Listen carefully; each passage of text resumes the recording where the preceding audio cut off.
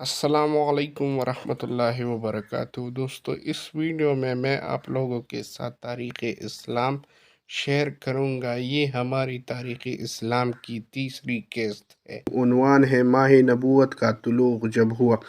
हज़रत इब्न अब्बास रज़ियल्लाहु तआला अन्हु कहते हैं कि हुज़ूर नबी करीम सल्लल्लाहु अलैहि वसल्लम इस दुनिया में तशरीफ़ लाए तो आपकी अनोल नाल कटी हुई थी। अनोल नाल की बच्ची पैदा होने के बाद दाया काटती है। आप खतना शुद्धा पैदा हुई। अब्दुल मुत्तलिब ये देखकर बेहद हैरान थे। वो कहा करते थे, मेरा बेटा निराली शान का होगा। आपकी पैदाइश से पहले मक्का के लोग खुशहाली और कात का शिकार थे, लेकिन जून ही आपकी दुनिया में तशरीफ़ लाने का वक्त करीब आया, बारिशें शुरू हो गई, खुशहाली दूर हो गई, दरख्त हरे भरे हो गए और पलों से लद गए। ज़मीन पर सब्ज़ा ही सब्ज़ा नज़र आने लगी। एक रिवायत के अल्फाज ये है कि घुटनों के बल झुके हुए थे, मतलब ये कि सजदी की सी हालत में थे। आपकी मुट्ठी बंद थी और शहादत की उंगली उठी हुई थी, जैसा कि हम नमाज में उठाते हैं। हुजूर अनवर सल्लल्लाहु अलैहि वसल्लम फरमाते हैं, जब मेरी वालिदा ने मुझे जन्म दिया तो उनसे एक नूर ने, इस नूर से शाम की महल्ला जगमगा उठे। आप सल्लल्लाहु अलैहि वसल्लम की वालिदा सैयदा आमिना फरमाती है, मोहम्मद सल्लल्लाहु अलैहि वसल्लम की पैदाइश की वक्त ज़ाहिर होने वाली नूर की रोशनी से मुझे बसरा में चलने वाली ऊँटों की गर्दनें तक नज़र आई। अल्लामा सहली रहमहुल्लाह ने लिखा है कि जब आप सल्लल्लाहु अलैहि वसल्लम पैदा हुए तो आपने अल्लाह ताला की तारीफ़ की। एक रिवायत में ये अल्फाज आए हैं, अल्लाहु अकबर कबीरा व अल्हम्दुलिल्लाहि कसीरा व सुब्हानल्लाहि बुकरम व असीला। अल्लाह ताला सबसे बड़ा है, अल्लाह ताला की बेहद तारीफ़ है और मैं सुबह व शाम अल्लाह की पाकी बयान करता रहूँगा। आपकी विलादत किस दिन हुई? इस बात पर सबका इत्तेफाक है कि वे पीर का दिन था। आप सुबह फजर तुलू होने के वक्त दुनिया में तशरीफ़ ले आए। तारीख़ पैदाइश की सिलसिले में बहुत से कौल है। एक रिवायत के मुताबिक 12 रबीउल अव्वल को पैदा हुई, एक रिवायत 8 रबीउल अव्वल को पैदा हुई, एक रिवायत 2 रबीउल अव्वल को पैदा हुई। इस सिलसिले में और भी बहुत से रिवायात है। ज़्यादातर मुअर्रिखीन का ख्याल है कि आप 8 रबीउल अव्वल को पैदा हुए।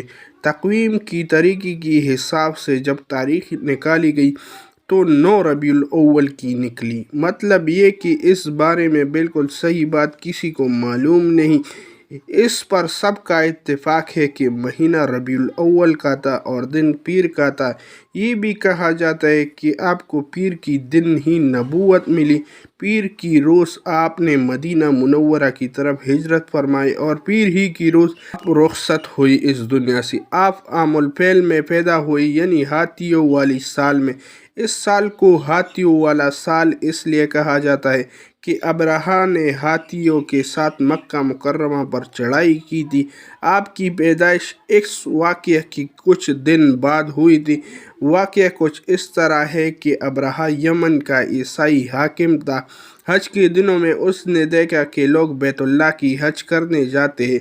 उसने अपने लोगों से पूछा, आप लोग कहाँ जाते हैं? उसे जवाब मिला, बैतुल्लाह की हज करने के लिए मक्का जाते हैं। उसने पूछा, बैतुल्लाह किस चीज़ का बना हुआ है? उसे बताया गया कि पत्थरों का है। उसने पूछा, उसका लिबास क्या है? बताया गया, हमारे यहाँ जो दारीदार कपड़ा तैयार होता है, इससे उसका पोशाक तैयार की जाती है। अब्रहा ईसाई था। सारी बात सुनकर उसने कहा, मसीह की कसम, मैं तुम लोगों के लिए इससे अच्छा घर तामीर करूँगा। इस तरह उसने सुर्ख, सफ़ेद, जर्द और सियाह पत्थरों से एक घर बनवाया। सोने और चांदी से उसको सजाया। उसमें कई दरवाजे रखवाए, इसमें सोने की पत्थर जड़वाए, उसकी दरमियान में जवाहर लगाए। इस मकान में एक बड़ा सा याकूत लगवाया, पर्दे लगवाए, वह खुशबुई सुलगाने का इंतज़ाम किया। इसकी दीवारों पर इस कदर मुश्क मिला जाता था कि वो सियाह रंग के हो गई। यहाँ तक कि जवाहर भी नज़र نہیں آتے تھے۔ پھر لوگوں سے کہا اب تمہیں بیت اللہ کا حج کرنے کے لیے مکہ مکرمہ جانے کی ضرورت نہیں، میں نے یہی تمہارے لیے بیت اللہ بنوا دیا، لہذا اب تم اس کی طواف کرو۔ اس طرح کچھ قبائل کئی سال تک اس کا حج کرتے رہے، اس میں اعتکاف کرتے رہے، حج والے مناسک بھی یہاں ادا کرتے رہے۔ عرب کی ایک شخص نفیل خشمی سے یہ بات برداشت نہ ہو سکی اور وہ اس مصنوعی خانہ کعبہ کے خلاف دل ہی دل میں کڑتا رہا۔ آخر اس نے دل میں ٹان لی کہ وہ ابرہہ کی اس عمارت کو گندہ کرے گا۔ پھر ایک رات اس نے چوری چوری بہت ساری گندگی اس میں ڈال دی۔ ابرہہ کو معلوم ہوا تو سخت غضبناک ہوا اور کہنے لگا یہ کارروائی کسی عرب نے اپنی کعبہ کے لیے کی ہے، میں اسے ڈھا دوں گا، اس کا ایک ایک پتھر توڑوں گا۔ اس نے شام اور حبشہ کو یہ تفصیلات لکھ دی۔ اس نے شام کو درخواست کی کہ وہ اپنا ہاتھی بھیج دے۔ اس ہاتھی کا نام محمود تھا۔ یہ اس قدر بڑا تھا کہ اتنا بڑا ہاتھی روئے زمین پر دیکھنے میں نہیں آیا۔ جب ہاتھی اس کے پاس پہنچ گیا تو وہ اپنی فوج کو لے کر نکلا اور مکہ مکرمہ کی رخ کیا۔ یہ لشکر جب مکہ مکرمہ کی قریب و جوار میں پہنچا تو ابرہہ نے فوج کو حکم دیا کہ ان لوگوں کے جانوروں کو لوٹ لیا جائے۔ اس کی حکم پر فوجیوں نے مکہ والوں کی جانوروں کو لوٹ لی۔ ان میں عبد المطلب کی اونٹ بھی تھی۔ نفیل بھی اس لشکر میں ابرہہ کے ساتھ موجود تھا اور یہ عبد المطلب کا دوست تھا۔ عبد المطلب اس سے ملے اونٹوں کی سلسلے میں بات کی۔ نفیل نے ابرہہ سے کہا قریش کا سردار عبد المطلب ملنا چاہتا ہے، یہ شخص تمام عرب کا سردار ہے، شرف اور بزرگی اسے بہت حاصل ہے، لوگوں میں اس کا بہت بڑا اثر ہے، لوگوں کو اچھے اچھے گھوڑے دیتا ہے، انہیں عطیات دیتا ہے، کھانا کھلاتا ہے۔ یہ گویا عبد المطلب کا تعارف تھا۔ ابرہہ نے انہیں ملاقات کے لیے بلایا۔ ابرہہ نے ان سے پوچھا بتائیے آپ کیا چاہتے ہیں؟ انہوں نے جواب دیا میں چاہتا ہوں کہ میرے اونٹ مجھے واپس مل جائے۔ ان کی بات سن کر ابرہہ بہت حیران ہو گیا۔ اس نے کہا مجھے تو بتایا گیا کہ آپ عرب کے سردار ہیں، بہت عزت اور بزرگی کے مالک ہیں، لیکن لگتا ہے مجھ سے غلط بیانی کی گئی، کیونکہ میرا خیال تھا کہ آپ مجھ سے بیت اللہ کے بارے میں بات کریں گے جس کو میں گرانے آیا ہوں اور جس کے ساتھ آپ سب کی عزت وابستہ ہے، لیکن آپ نے تو سرے سے اس کی بات ہی نہیں کی اور اپنی اونٹوں کا رونا لے کر بیٹھ گئی۔ یہ کیا بات ہوئی؟ آپ کی بات سن کر عبد المطلب بولے آپ میری اونٹ مجھے واپس دے دیں، بیت اللہ کے ساتھ چاہے جو کر لے، اس لیے کہ اس گھر کا ایک پروردگار موجود ہے، وہ خود ہی اس کی حفاظت کرے گا، مجھے اس کے لیے فکر مند ہونے کی ضرورت نہیں ہے۔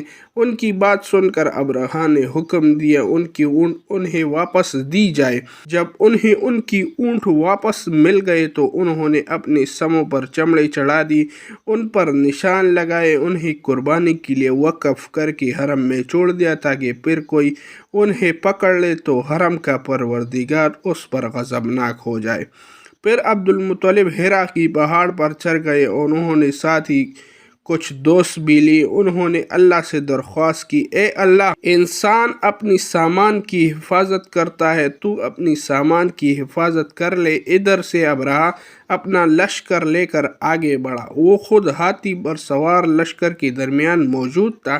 ایسے میں اس کی ہاتھی نے آگے بڑھنے سے انکار کیا، وہ زمین پر بیٹھ گیا۔ ہاتھی بانوں نے اسے اٹھانے کی کوشش کی لیکن وہ نہ اٹھا۔ انہوں نے اس کی سر پر ضربیں لگائی، آنکس چبوائے مگر وہ کھڑا نہ ہو سکا۔ کچھ سوچ کر انہوں نے اس کا رخ یمن کی طرف کر دیا تو وہ فوراً اس طرف چلنے لگا۔